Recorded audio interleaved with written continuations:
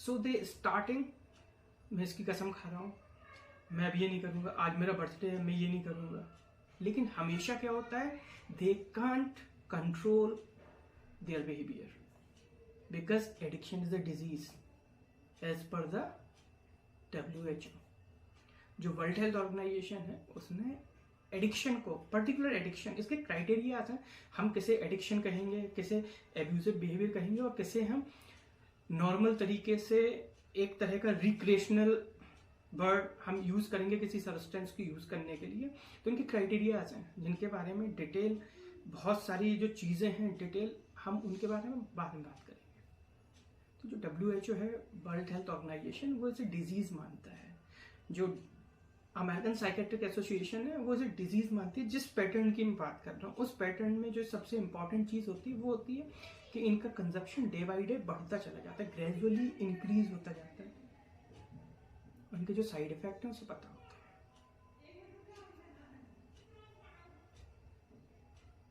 तो हमें इस चीज के बारे में बहुत अच्छे से समझना पड़ेगा कि एक्चुअल में जिस एडिक्शन के पैटर्न की मैं बात कर रहा हूँ वो एक्चुअल में क्या है।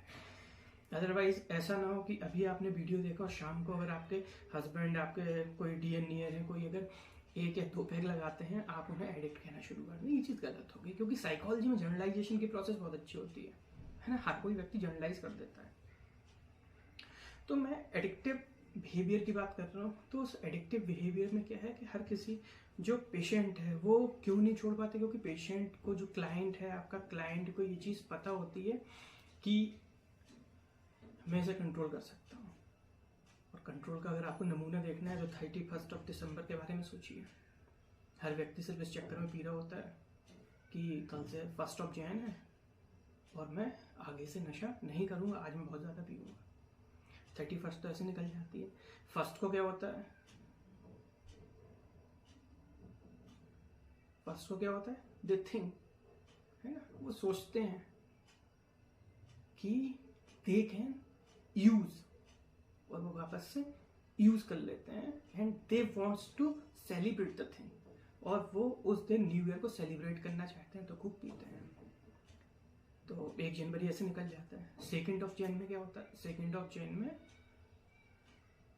They just starting playing with himself, वो अपने आप से खेलना शुरू कर देते हैं।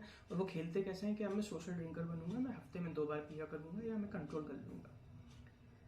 और जो उनके हफ्ते का जो पहला दिन होता है वो 2 तारीख को होता है, 3 तारीख को दूसरा दिन होता है, 4 तारीख को सब भूल जाते हैं, सेम पैटर्न पे आ जाते हैं। और ये जो हिस्ट्री है वो डे बाई डे चल रही होती है और इनका कंजप्शन लगातार बढ़ता चला जाता है।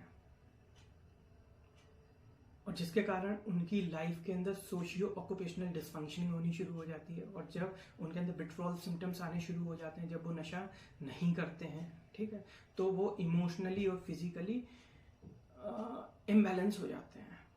ठीक है, जरा से व्यक्ति इरिटेट होने लगते हैं, उनको फीवरिश फील हो सकता है, लैक ऑफ एनर्जी लग सकती है। उनके जो विथड्रॉल सिम्टम्स हैं it's depend on the individual, जो एक व्यक्ति है उसके ऊपर डिपेंड करते हैं। Also depends on the type of substance, कि आप किस तरह के नशे को ले रहे थे उसके ऊपर भी डिपेंड करते हैं। बहुत सारे ऐसे सब्सटेंसेज होते हैं जिनके फिजियोलॉजिकल विथड्रॉल सिम्टम्स नहीं आते हैं, बहुत कम होते हैं, सिर्फ साइकोलॉजिकल रहते हैं, जैसे कि वीड हो गया, है ना, जैसे कैनबिस कहा जाता है, लोकल लैंग्वेज में वीड बोलते हैं।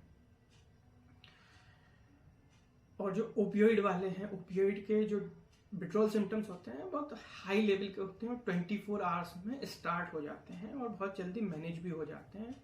लेकिन कुछ ऐसे सब्सटेंस होते हैं जिनके विथड्रॉल सबके अंदर अलग अलग होते हैं, जैसे कि अल्कोहल, है ना। हम लोग आगे एक एक सब्सटेंस को लेके आगे बात करेंगे हम लोग अपना एकेडमिक सेशन के अंदर। तो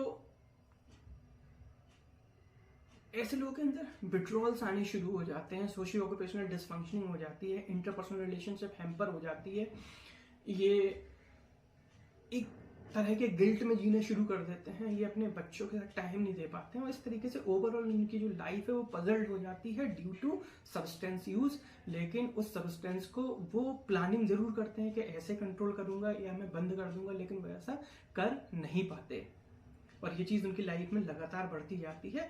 इस स्थिति को साइकेट्री के अंदर हम सब्सटेंस यूज डिसऑर्डर बोलते हैं, या हम नॉर्मल भाषा के अंदर हम इसे एडिक्शन बोलते हैं, जिसमें व्यक्ति का जो जीवन है वो नशा चला रहा होता है, ना कि व्यक्ति की आवश्यकताएं या व्यक्ति की ज़रूरतें या व्यक्ति का एक जो रूटीन है, रूटीन उसे